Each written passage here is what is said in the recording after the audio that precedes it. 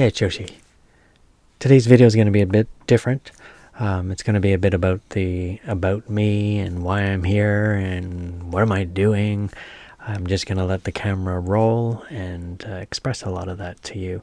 So you've noticed the videos that I've been putting up, a lot of it has just been about, there's wisdom, little episodes, and just allowing you to have a bit of a sneak peek into, oh, this is the way I think about things, and maybe it'll help you. If you're going through some stuff, maybe that will put a light bulb on for you. And the backstory to why I'm trying out YouTube again, I've been on YouTube for a while, and then I would go away like many of us do, where it's just like, I don't think it's working out. And you try everything, you try so many things, and it's at some point, some of us just say, you know what, it's like, it's not working. I guess it's not going to work. But I'm at this point right now where I want to try again, and I want to do it with a new focus on how I'm bringing my energy to the whole, like, there's no technique that I want to do and say, oh, I'm going to copy all those techniques and then that's what's going to get me to this monetization goal. Like, ideally, I'd love to be monetized. I'd love for this to be a full-time salary. And it's just a goal that I have in the distance so that I can use that as a marker point, right, that I work towards. But there's things that I'm going to share. I love to share a lot of artwork that I do, love to share creative process, love to share life wisdom and all these things. And each step that I do along the way, I'm just being real. I'm just being Yoshi, and I'm just saying, this is what we're trying today, this is what we recorded today.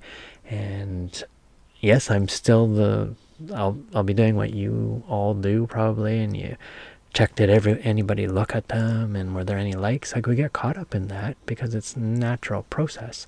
But the focus of why I'm doing this, I found through my life experience, there came a day when I asked bigger questions.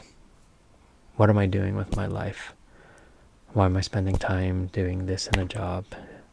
And just a bit of backstory. My whole focus in my career has been around special effects and 3D animation, 2D animation, and video games. So I did TV effects for quite a while, and a bit of pre-production on some movie stuff, and ended up working on some 3D animation for TV and modeling, and then got into video games, did environment design for some big games out there, like modeling, and then ended up doing some front-end interface design. But each of the steps that I went through for my whole process has all been about, I love creativity. I love expressing. And what ended up happening while I was in video games and working on like a very popular car racing game, a friend passed away. And she passed away over Christmas. And this was years ago now. But it changed me, and it's not that I have to recover from it. Some of my friends who were co-workers with her at the time, they've been able to kind of go back to, oh, let's just go back to life, and then they could stay on course. When she passed away, she was a really good friend. When she passed away, I didn't understand why I was working on a video game. And I didn't understand why I was putting in so many hours on a video game. What does it mean if I can't work with my friend anymore on this game? And it woke me up so much. And it was a messed up time in my life. We've all been through death in our life, or most of you have, and grief affects you. And you have to process it. You have to work through it. So like I said, many of my coworkers were able to get through it and continue their lives, and they stayed in video games and continue working in there. And I was just at a point where I told my managers, like, I'll swear sometimes on this channel, I told my managers, I said, I'm just fucked up right now. I don't know why I'm here. And like I said, I was working on a popular racing game. We were working in a downtown office building, and it had views of water and mountains, and like, I've got PlayStation and Xboxes on my desk and the latest computers. Like, it was a dream job. Like, anybody who loves video games would love to be in that position. And for me, after my friend passed away, it didn't mean anything anymore. And I went on this path where I needed to find out what my truth was again. Because there was no paved road I could go back on. I went back to work in video games for a while on contract, and my contract kept on getting extended, I think for about 7 months. And then by the end of it, I was just like, you know what, I'm done. I'm done. There was no video game that was going to be so amazing to work on that it would allow my career to continue. Like, there was nothing you could do. If you could bring back my friend, that would have been huge. But you can't. And so you change. You ask, what is this reality?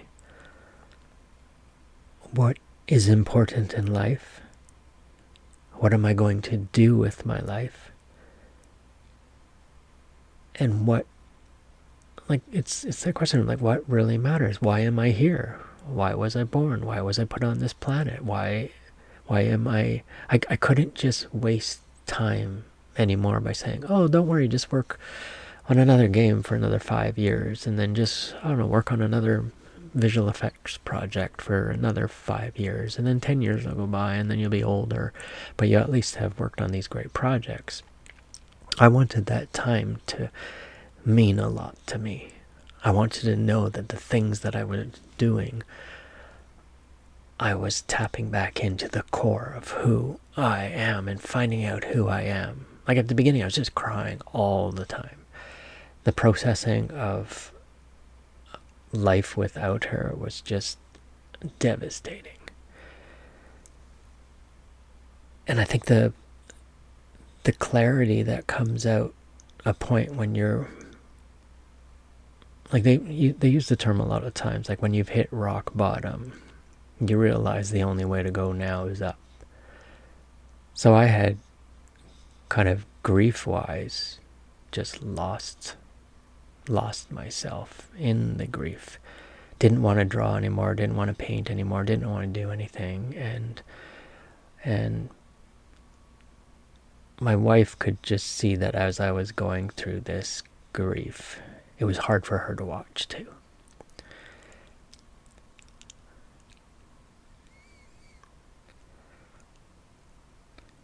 And then she told me to go to my studio downstairs and just draw something. Just draw anything. I haven't seen you draw in a while. And so I went down there and I got out a canvas. I just stared at it. I was like, I don't know what I'm going to draw. I don't even know what tools I'm going to use. Am I going to use paint? Am I going to use pencil? Whatever. I don't know. And I got out a Sharpie marker. And I just started drawing. And a drawing came out, which I may put up on this. We'll see how it fits with the edit, but I want this just to be when I did that drawing, something happened. I saw something new come out of me that I hadn't seen before in my style. And it was the healing through the grief was happening, even though I had no clue that's what was happening. And then I continued to do more. So her inspiration, her suggestion for me to just draw, just paint, just express was the perfect healing for me. And then I just kept doing more and more Sharpie drawings. And I did more and more and more. Then the canvases got bigger. I did more of them. And what I noticed later on, after looking back at the canvases, they all had a story in them. And what I was doing, I was actually drawing my feelings out. And I didn't know that. There were images of a heart with a bunch of boxes around it, and then light was trying to shine out of it. There was always like lots of water. There were tears falling from the sky, but hearts rising up. And it woke up something in me that I was doing artwork without the end goal in mind, because when you're working for a company, there's always a project where they say, we need this designed, so design this thing and help us get to the point where we've designed that. I'm just going to wipe my nose for a second. But there's a knowing. This is what I have to do. When you're grieving, you don't really know what you're doing. And everybody grieves differently.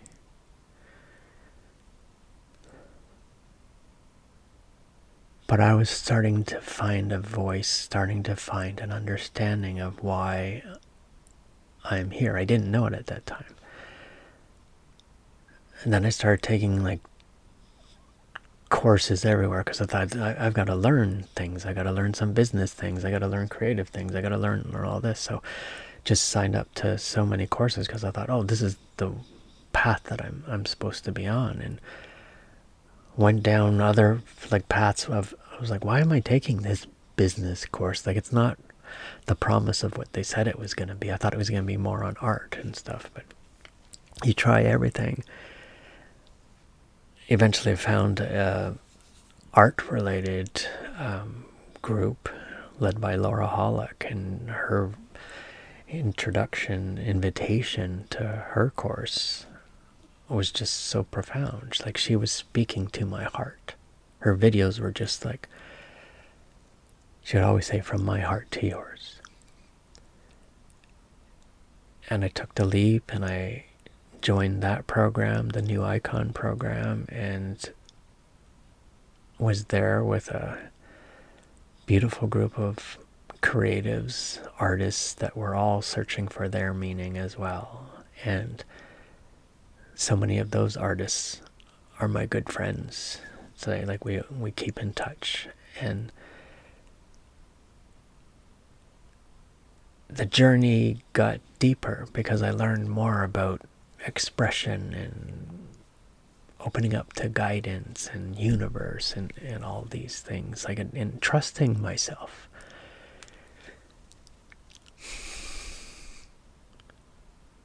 But again, you're on a path of yourself. So when you're on the path of kind of revealing the steps in front of you as you go along, it's not like when I was getting into visual effects, I kind of knew, oh, these are the companies you apply to. This is what you do. You make a demo reel and you put your resume together, bring a portfolio and together. Then you know the steps to get there. What are the steps to get to you? That's a different story. If I was to have an interview with myself, what is it that I would be looking for? Is it even me that I'm actually going to be talking to, or is it a higher power? Is it the universe? Is it God? Is an intelligence that out there? Is that who I'm talking to? I was asking all these questions, but artwork was always something that I came back to because it was just a love of mine. So YouTube just happens to be along the pathway of this journey, and what a beautiful goal to have it, so that as I work to say, oh, the goal on this path now has this monetization. That would be wonderful. Am I going to do monetization in the way that I've mentioned in some of these videos of just doing the tricks and techniques in order to gain followers to do this thing? It's just like, well, there's so much data out there. I'll do a bit of things, and I'll use big letters on my thumbnails and stuff like that, but I can't be like a direct mirror copy of how somebody says this is the way you're supposed to do it in a YouTube channel in order to grow. I need to just still be me because I'm still on the journey of me. So when I express, I'm not going to try and do something that is following a trend just so I can get more of you following me and get closer to my monetization goal. No, I want you to be here because you really align with my message, with my delivery, with the artwork, with the creativity that I do. That's why I'm here. The monetization is just a bonus. I just had to make sure there was a pop-up that came up. I thought it stopped recording.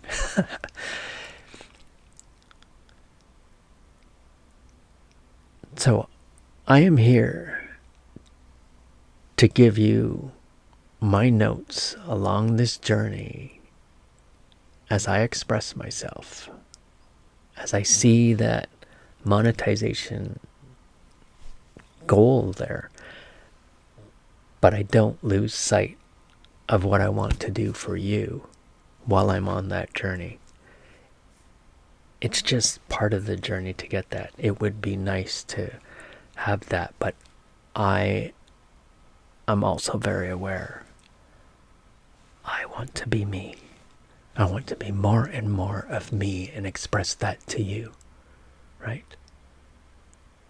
And yes, I'll keep watching videos that give tips and tricks and all that stuff, but if I end up finding that I'm losing more and more of myself, I'm not gonna do it. So it's like, I will just see how this pathway works, expressing more and more of me, following my intuition, following my energy, following my light that wants to just shine, and share that with you along the way. You've just landed on a truth expression channel of a guy named Yoshi who's he just wants to express love. He wants to inspire your life and possibly have some wisdom that can, again, bring a light bulb to your life as well. So I appreciate you being along the journey. And yeah, we'll get more into some of this history and express that, but I just wanted to kind of give you this kind of overview of it. To say, I'm not here to be fake, I'm not here to do trend, I'm just here to be Yoshi and to love you, to express truth to you. So thank you for being here. Thank you for being along on this journey as you go along on your journey as well. It means the world to me. And again, I hope I can do something to help inspire your journey as well. Because we need your light in this world as well. Especially at this time. So much is changing. We really need the heart, the soul, the focus connection, that you are part of the puzzle piece of this great world.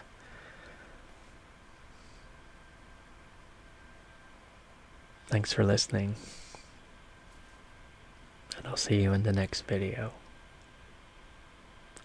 Lots and lots of love.